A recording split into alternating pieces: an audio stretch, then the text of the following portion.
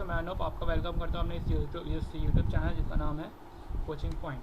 तो बच्चों, इस वीडियो में हम global scope and local scope के बारे में पढ़ेंगे। तो सबसे पहले हम पढ़ेंगे स्कोप होते क्या हैं। देखो, बेसिकली स्कोप जो होते हैं, स्कोप जो है एक हिंदी में वर्ड है बाउंड्री।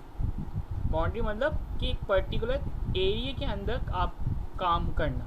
ठीक है, अब आता है local scope and global scope. Local scope मतलब एक पर्टिकुलर फंक्शन के अंदर वेरिएबल काम करेगा, वेरिएबल एक्सेस किया जा सकता है। मतलब वेरिएबल को हम यूज़ कर सकते हैं एक पर्टिकुलर फंक्शन के अंदर ही, फंक्शन के बाहर नहीं। ठीक है, अब ग्लोबल स्कोप होता है एक पर्टिकुलर वेरिएबल को एक्सेस किया जा सके कहीं पर भी प्रोग्राम के अंदर। ठीक है, चाहे वो फंक्शन के अंदर हो चाहे वो फंक्शन के बाहर हो।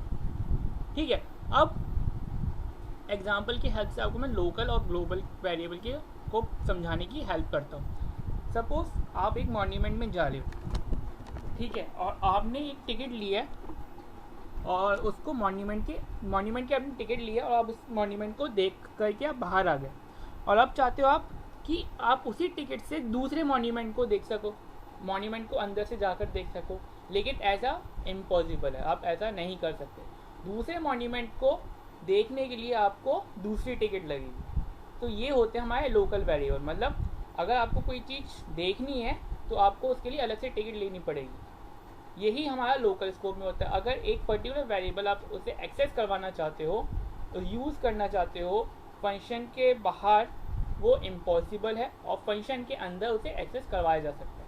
अब ग्लोबल स्कोप, ग्लोबल का जो एग्जांपल है, जैसे आपके पास एक पास है, ठीक है, और वो पास वैलिड है सभी मॉन्यूमेंट के अंदर, तो ये आता है हमारा ग्लोबल स्कोप के अंदर। एग्जांपल के तौर पे जो हमारा प्रोग्राम के एग्जांपल के तौर पे एक वेरिएबल है, उसको आप फंक्शन के अंदर भी यूज़ कर सकते हो, फंक्शन के बाहर भी उसका यूज़ कर सकते हो। ठीक है, ये होता है हमारे local and global variable, global scope. ठीक है, अब हम इसे प्रोग्राम की हेल्प से मैं आपको समझाने की कोशिश करता हूँ। जैसे कि हमने एक प्रोग्राम बनाया हुआ है जिसमें एक सम फंक्शन डिफाइन किया हमने, ठीक है, और उसके अंदर 3 पैरामीटर हमने पास किए हैं, वो है ए, बी और सी। ठीक है, फिर उसके नेक्स्ट लाइन में हमने उन तीनों वेरिएबल को सम कर दिया। उसका जो आउटपुट आएगा, सम करके जो भी आउटपुट आएगा वो वेरिएबल एस के अंदर स्टोर हो जाएगा। ठीक है, अब इसके बाद वो क्या करेगा, रिटर्न कर देगा एस। ठीक है, अब हमारा जो प्रोग्राम स्टार्ट होता है, मतलब जो हमारी एग्जीक्यूशन जो स्टार्ट होती है वो होती है इस लाइन से। ठीक है, यहाँ से हमारी एग्जीक्यूशन स्टार्ट होगी। तो सबसे पहले एग्जीक्यूट किया हमने, एक लाइन लिखी है int input enter the first number. इसमें एक नंबर एंटर करवाया जाएगा यूज़र से और उसे स्टोर कर देगा एक्स के अंदर। फिर वाई वेरिएबल के अंदर एक और नंबर एंटर करवाया जाएगा यूज़र से, वो वाई के अंदर स्टोर हो जाएगा। और फिर जेड के अंदर भी तीसरा नंबर स्टोर हो जाएगा। अब टोटल, और इस वाली लाइन में, टोटल वाली लाइन में यहाँ पर जो है सम फंक्शन को कॉल किया गया है। अब सम फंक्शन को कॉल किया तो जो भी इस वेरिएबल के अंदर जो भी हम वैल्यू पास करेंगे, इसमें जो भी एक्स वाई जेड के अंदर वैल्यू पास होगी वो इन ए बी सी को डिनोट कर दी जाएगी। अब ए बी सी को डिनोट कर दी जाएगी, तो इनका वो सम करके एस में स्टोर करेगा और एस को फिर वो रिटर्न कर देगा, और रिटर्न एस को फिर यहाँ पर आ जाएगा। अब सम जो आया यहाँ पे, इसमें जो भी सम आएगा वो क्या, टोटल के अंदर, टोटल में हमने प्रिंट करवा दिया टोटल। ठीक है, अब इसे रन करके देखते हैं।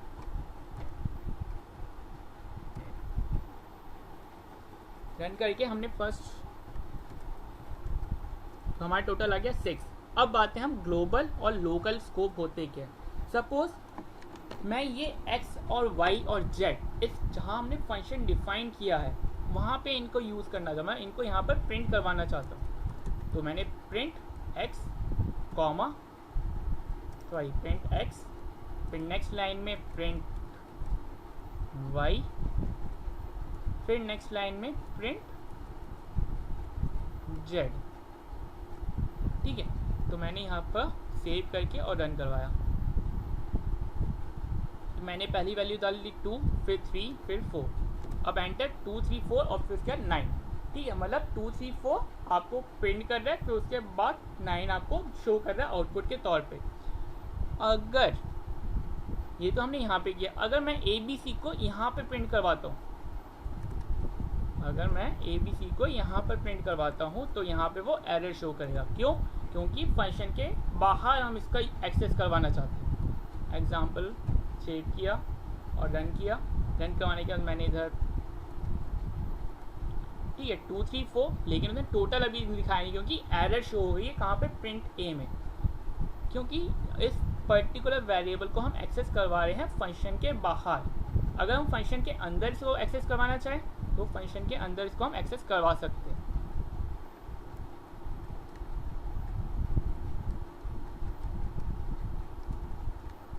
प्रिंट ए,